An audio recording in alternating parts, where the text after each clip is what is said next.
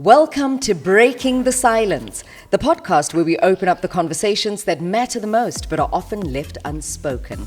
This is a safe space for real talk, honest stories, and deep exploration around sexuality, mental health, relationships, and the social issues that shape our lives.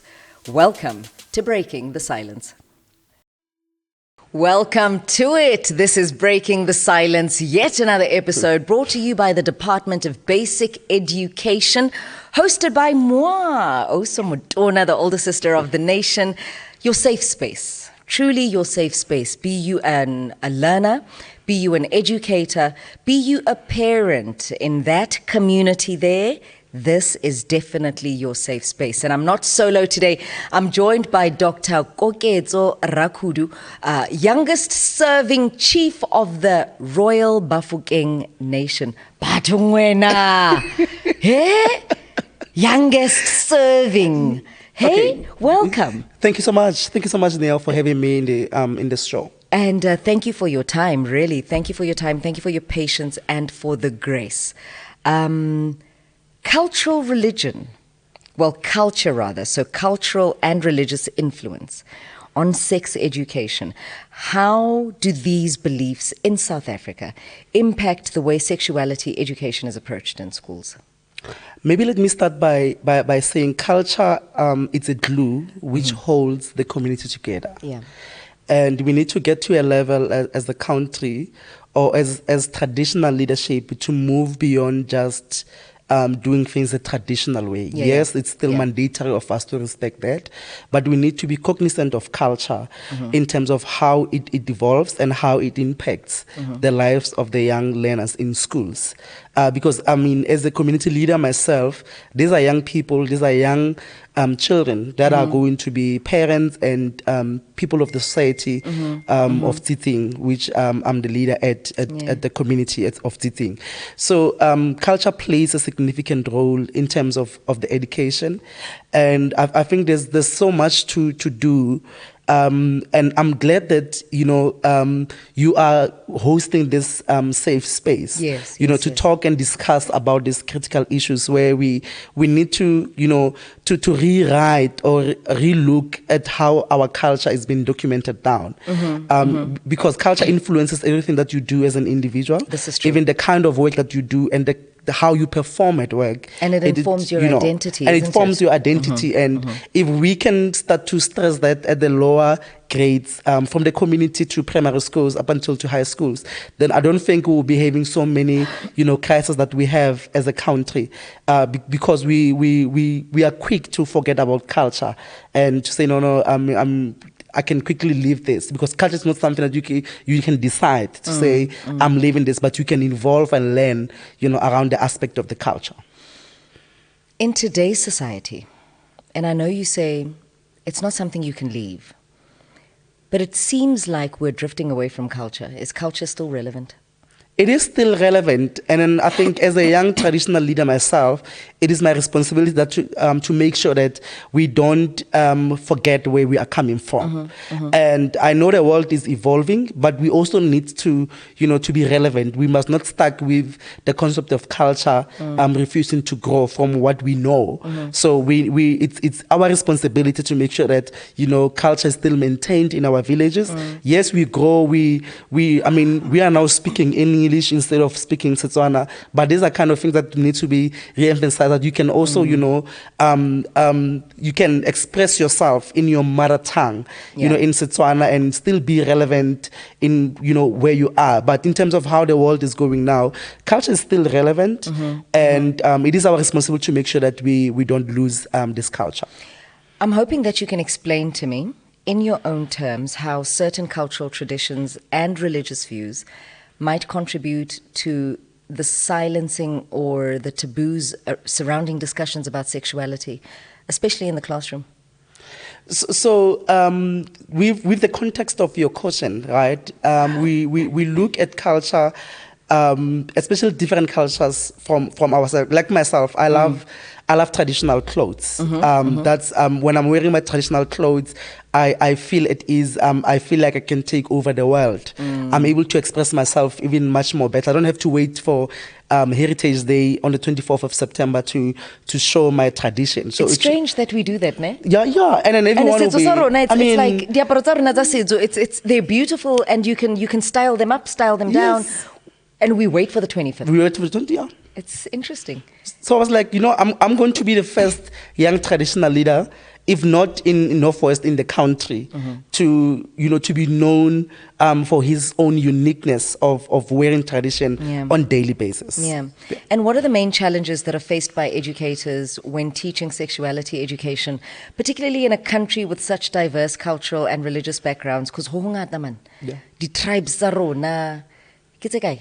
Yeah, it's a lot. It's a lot, and then because you can't please everyone. You can't, and then and we can't really dictate what needs to be done because all those 30 learners in class, they are from different kind of cultures. Of course. And, we also need to respect that. Yes. Right? So that also affects teaching and learning because some believe that I can wear, I need to wear a bean in class. It's my culture. I can show off.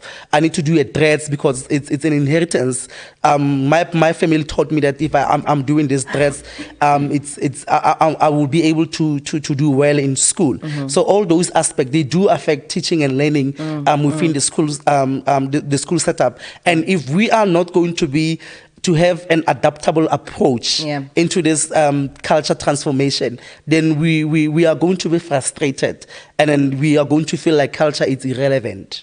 Because it's a lot. Truly, it's a lot. And how do we give room for everyone to express themselves in a classroom? The educators. I mean, because I think it also affects their psychosocial well-being as teachers. But we also need to practice to allow people to practice their culture. And this is very important. And it's very, very important, and it's very key. But obviously, the department needs to come up with a way that will be relevant to say how do we then practice culture and accommodate everyone so that everyone feel valued and feel like, I can contribute to what is happening around the classroom when I practice my culture in this particular manner. And is there a way that educators can manage the conflicting expectations from parents, communities, and learners when it comes to sexuality education? Yes, and I'm saying yes because I think we need to go to a level, or we need to get to a level where parents, teachers, stakeholders comes together under one room and have a dialogue with this kind of issues so that we were able to rewrite some policies. And then we are then informed by what is happening at the current state in our country. So we need to have a parent to sit there. I mean, now parents at the early 30s, they raise up their child in a different manner. Yeah, this is because the world is busy now. We are all busy. They would find a nanny to take care of the child. But in the olden days, raising a child was a precious thing that you could not even afford to call someone else to come and assist you to raise your child. So these are conversations that we need to have, and we need to be honest with ourselves if this is going to work or it's not going to work.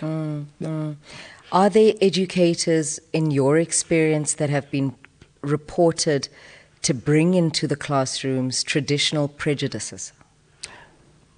Many times I've heard of many cases where such incidents are being reported. And it's because, when you've got a leader, maybe a principal of the school, who does not believe in such things of practicing and allowing people to do their culture, they would feel like you are not doing what you're supposed to do, or you're not following the principle of a particular framework within the school environment. Yes. So there are those teachers, and then I think having the dialogue like this and conversations like this is going to assist us a lot. I mean, even now I'm learning a lot of things. I'm being challenged also as a young traditional leader to say how do you then accommodate other cultures to thrive and be given a space within the community setup. I'm interested in the biases of the educators, because Jagarua Sonore, some of them, they have, these prejudices based on their culture, based on their tradition. But how do they overcome, especially the personal discomfort, while teaching sensitive topics such as sex, sexuality, gender identity, and all of these things? Because the minute you're biased, you're creating almost like a dangerous vacuum and a blockage for the education to flow and to be received by the learners. So how do educators, how do they overcome these biases? So I think we need to get to a level where if I'm teaching life orientation and I'm teaching the class of the grade 4s, I need to leave my culture at the door. To say I'm working in this class full of 30 learners and coming from different backgrounds. So I must not come and impose my culture to these 30 learners, but I need to have an open mind and allow these learners to also, challenge my thinking as a teacher, and also to allow them to practice their culture. And obviously, there are policies that now are not yet being approved for other people to practice their culture. But I'm glad there's room for that. Like we're having this conversation, and I believe, we will be able to use this as a framework to make a reference to in terms of how can we improve such barriers that we have or we find ourselves in when you are about to teach in a classroom. And the best way for them to approach sexuality education, as per your advice as a traditional leader, how would you advise them? Let's teach it the way it is. Let's tell the truth. Yeah. And because if we are not going to tell the truth, these learners, technology, and they are able to to go on website and use their cell phones. They are going to find the truth eventually. And sometimes myths. And sometimes lies. True. Fabrications of truth. So we need to, as much as it's uncomfortable to do that, but we need to get to that level where we tell the truth. To say this is the state of where we are, and this is how we are going to maneuver around going forward. And what's the truth? When you say we need to tell it like it is, how is it? I grew up when, for an example, there are still teachers there are still people today who would not, a child will ask, how was I born? How was I made? Yeah. And then they will know you came with an aeroplane. An aeroplane dropped you here. This is true. And there are still people who still do that, at this stage. And so we need to tell the truth. In this day and age. Yes, there are still people who do that. I'm telling you, there are people who still do that. One not like an aeroplane, and they believe that. And I'm not judging them, but it's shocking because we seem to be so advanced, but we are not actually advanced. What's holding us back? I think for me personally, traveling has assisted me a lot to look at how people do things.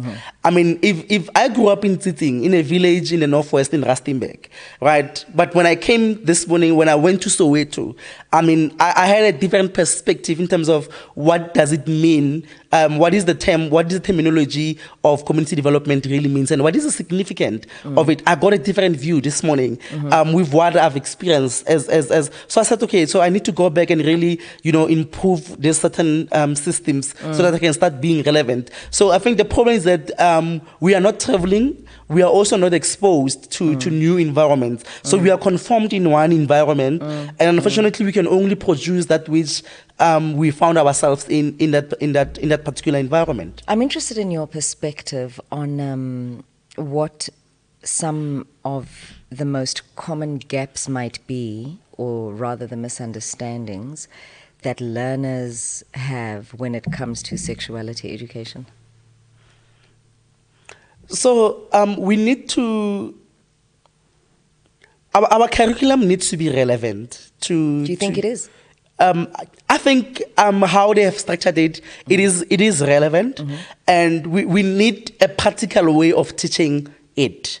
No, not to teach kids to have sex, obviously. Of course. But we need to have a practical way of really, having a time where we teach these children about their mother tongue, and that it's okay for you to know Setswana and express yourself in Setswana.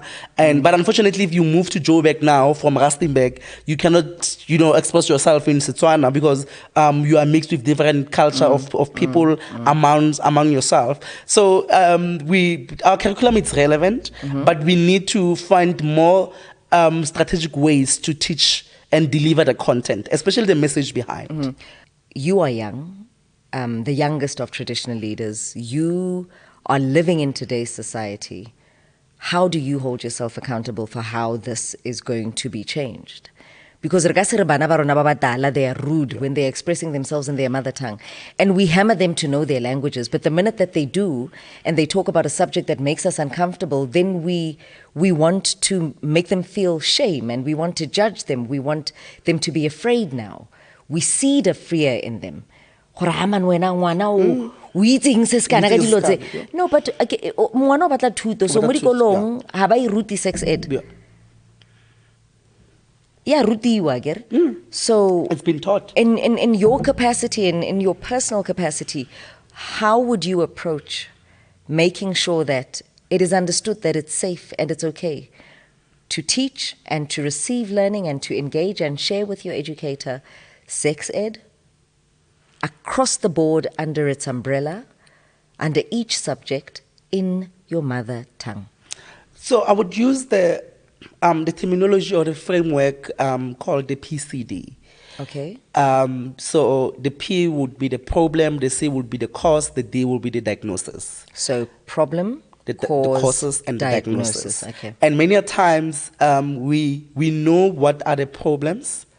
We are quick to come up with the diagnosis without understanding the causes. The causes, right? So we need to spend more time into the cause as pertaining to spending more time into the diagnosis, because the cause will then assist us to get to the root of the challenges that we are faced with. It will also assist us to understand the concept of sexual education, that it's not because we are encouraging children to have sex at a young age, but they need to be informed at that earlier stages. And we can only get the solutions and the key things that can assist us, to drive the significance of the sexual education within the school setup when we dwell so much into the C, and this is where we have more dialogues with the young people so that we can also hear their perspective. What do they think, and where do they get this information from? Because sometimes we will be shocked that, no, I've learned this from my mother, without you even saying to them. They will say, no, I've learned this from my mother, I've learned this from my father, but I've seen my uncle doing this, so I thought it's something that it's a norm, it's something that is allowed. So if we can look at the C, which is the cause, then we'll be able to to make a significant improvement. And tell me, are there platforms of engagement between learners and learners or young people and the House of Traditional Leaders, where concerns and needs of children and young people can be addressed by the traditional authorities? There is, however... Dilo tsa tradition where leaders are concerned, it's super, super, super conservative. There is a platform, honestly speaking, but we are not really, because we would have a platform where we ask the children to share about the future of the village, what do they think should be done, and so forth, and they will do a dialogue, they would write an essay competition around it. But I think we need to change our approach now to say, can we change how we approach these dialogues with these young people and talk about real societal issues that really affect them as young people, as young learners at the primary school or in the secondary school. So there is a platform, but I still feel there still need to be more of work to be done, because I don't think other leaders will feel so much comfortable to be discussing sexual education with children at the school, but we need to get to that level where we are able to sit and really, talk about the truth. I like that you're highlighting change. There needs to be a change. It's time. It is. But is there space? Is there space for the South African comprehensive sexuality education to evolve in such a way that it's more inclusive and it's progressive and it's going in that direction? that takes into account the traditional, cultural, as well as the religious perspectives? 100%. There is, there is that space. And like I've mentioned before, it's not given much of attention. Why? And I think because we are afraid to talk about these issues. We are afraid to confront certain issues and really, open the bottle and Why? I think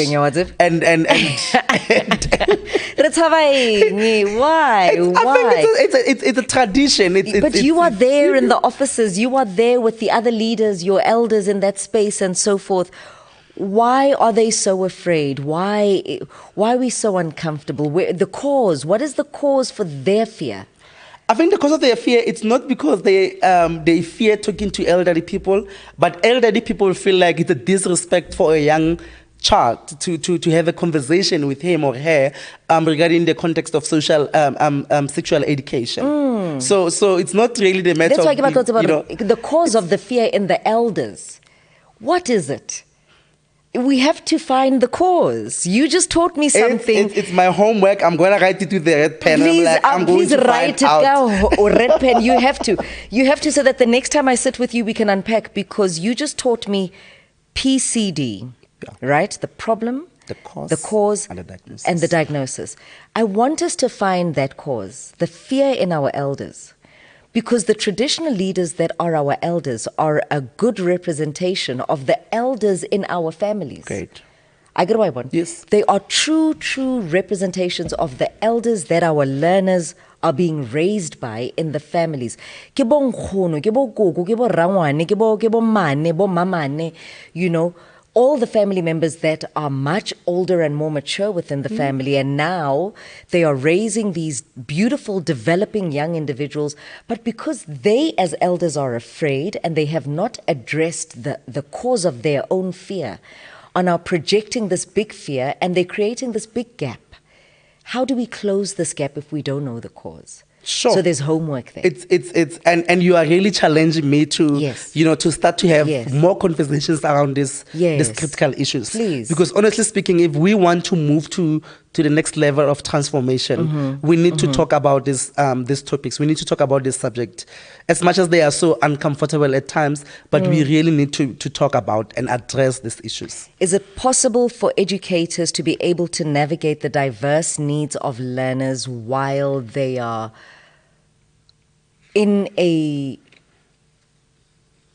while they're in a posture of respecting their identities, as well as ensuring, they receive accurate information?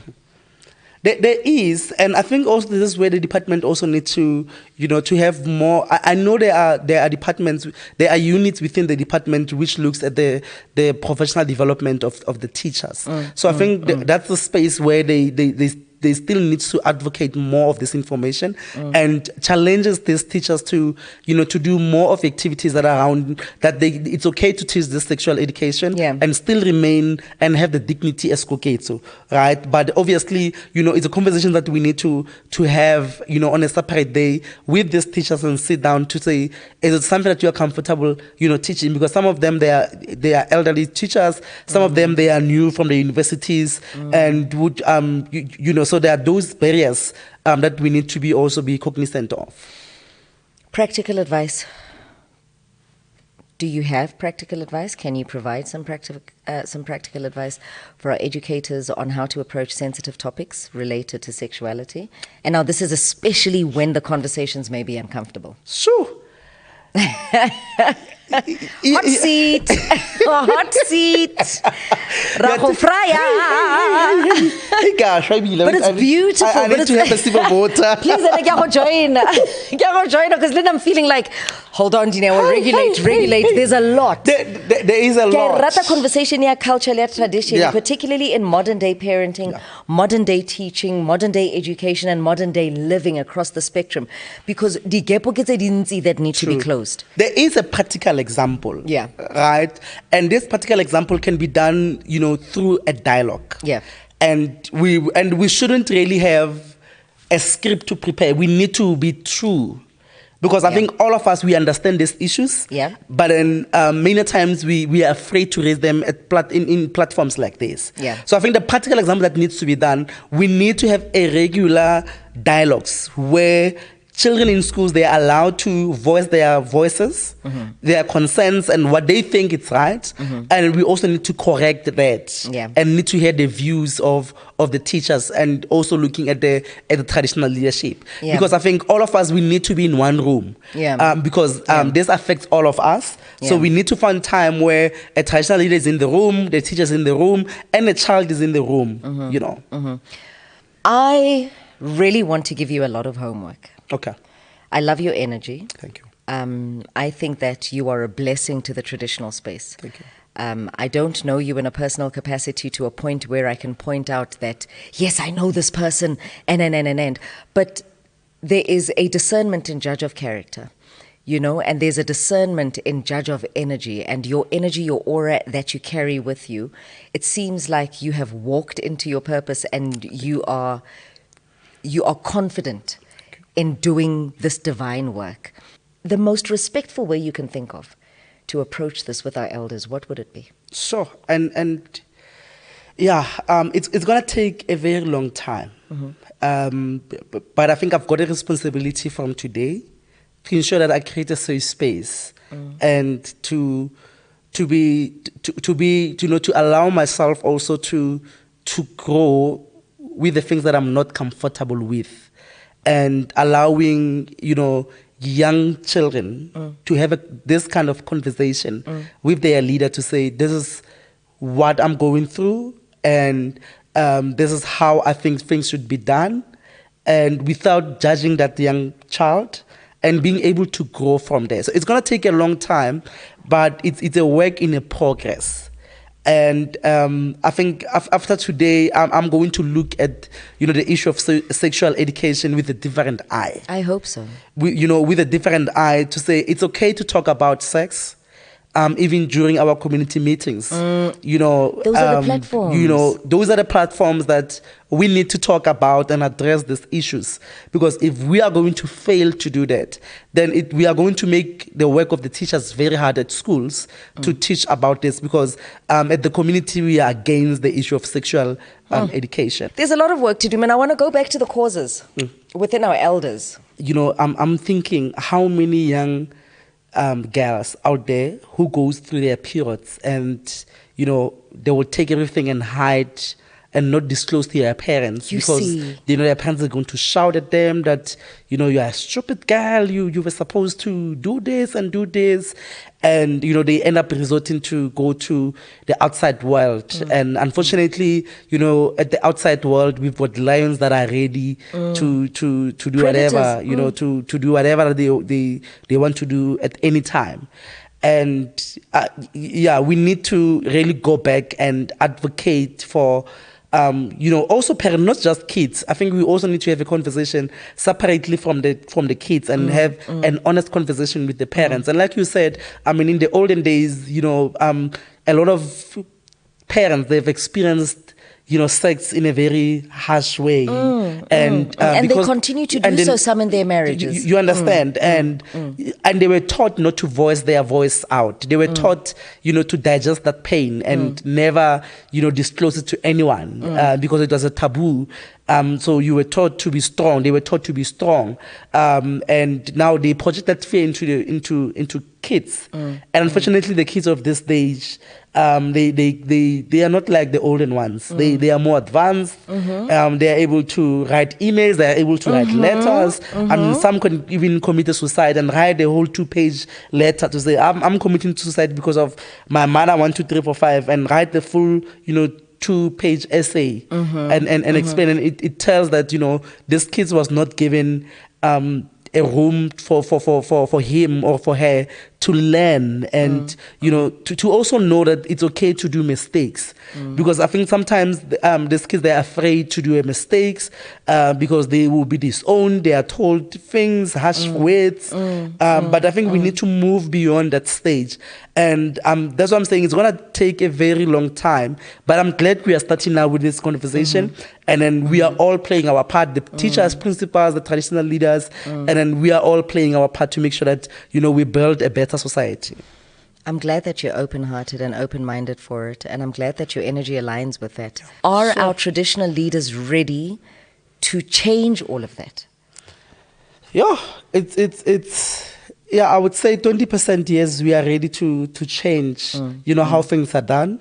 And then we also need to call these people that are still practicing this, you know, cultural way. We do respect them a lot. I've got a great respect for culture. I'm not taking anything away from that. Course. But we need to have a conversation like this with them.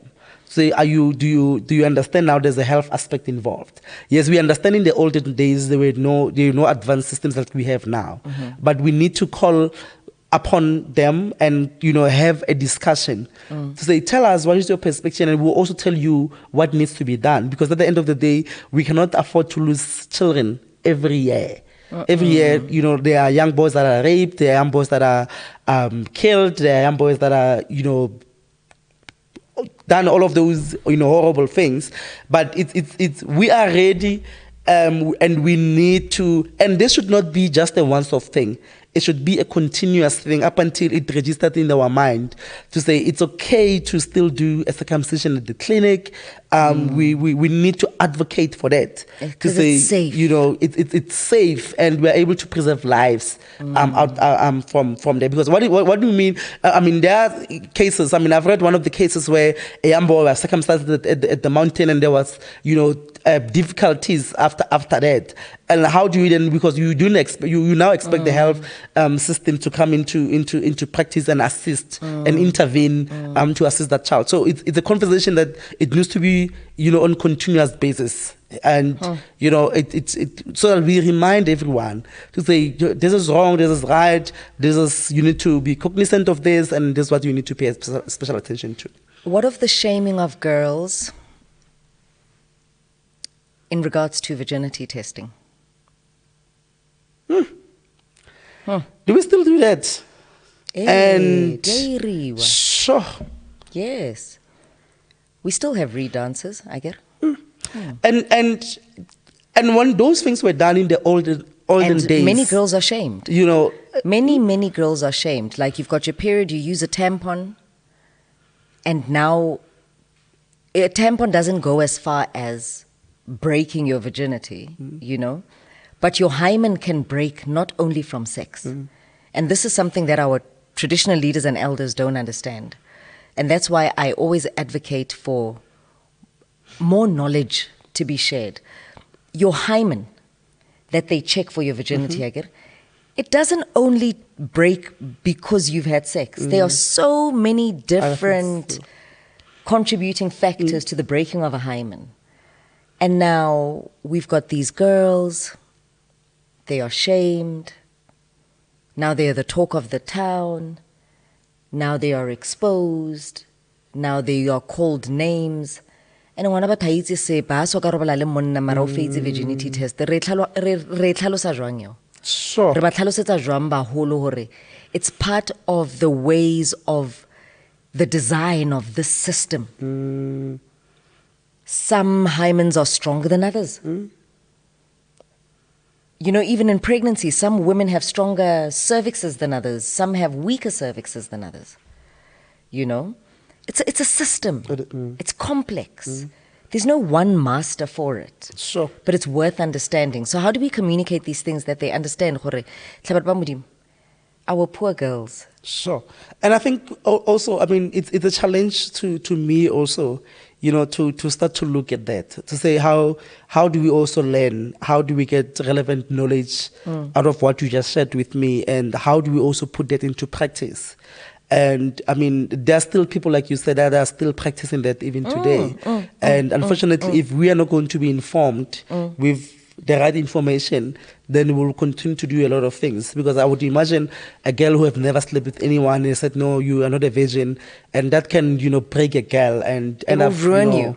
It will end up, that girl taking her life because of such things. So I'm taking it as a challenge to me to also go and review and do more of research into that. I respect your honesty so much, in the sense that you are not here trying to be a know-it-all. Thank you.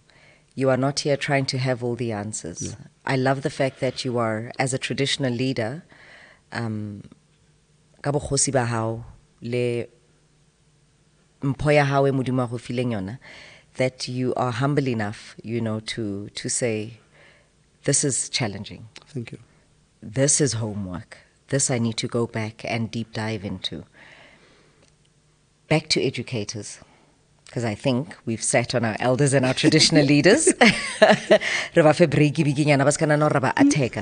But our educators, is there a way in which they can ensure that they are teaching facts and not letting personal opinions or biases influence their lessons on sexuality?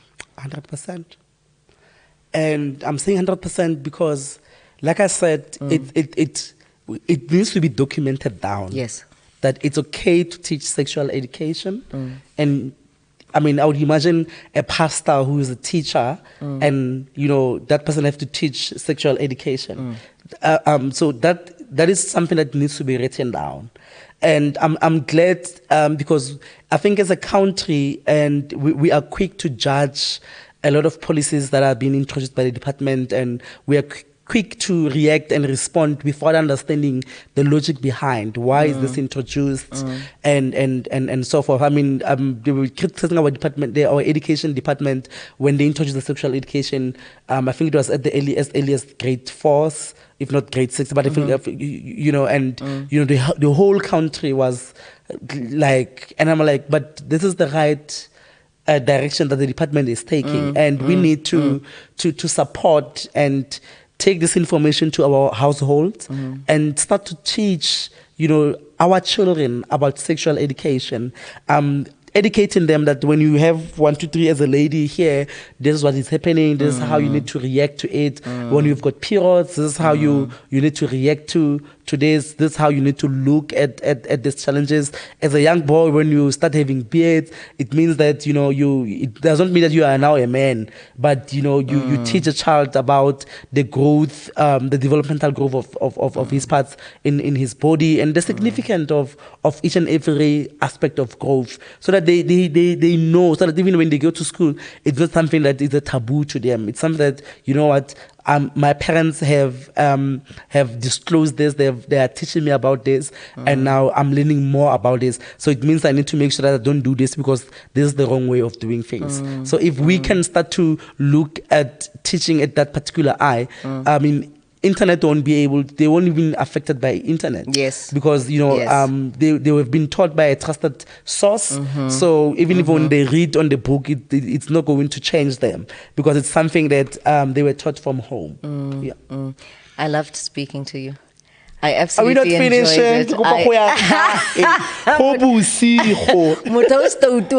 Guess the estout of all the guests I've had. Aha, fetsa mo o tla re ke chief. No, but you guys work hard. You work hard. Thank you so much. Listen, I love the fact that there's a lot of homework, and this conversation was really relevant and it's well timed. Any final thoughts before I release you, please, to go home and rest? The most beautiful village in the country, if not continent. Continent. I think my final word, and this is my message to leaders similar to my age, young traditional leaders. Say to them, it's time we need to be the first generation of traditional leadership to show them how it's been done. That it's okay to evolve, not because we are disrespectful of our culture and traditions, but we are evolving with the world, but not also forgetting where we are coming from. So that is my final closing words. Thank you so much, ladies and gentlemen, as well as young ladies and gentlemen. all my educators, my learners, and my siblings across the nation. As your older sister of the nation, this is me saying I love you very much, and preserve your culture. And be brave in trying your level best to kind of constantly nudge your parents to having open conversations with you about your bodily changes, because your bodily changes affect the way you think, they affect the way you perceive the world, they affect your feelings, and all of this is very important. I don't ever want you to feel that your feelings are not valid. They are. Even where the conversation and the subject of culture, tradition, sex, sexuality, and gender identity are concerned. So this was Dr. Kokezo Rakudu, who's the youngest serving chief of the Royal Bafokeng Nation. I love you. Till the next one. Goodbye. Bye.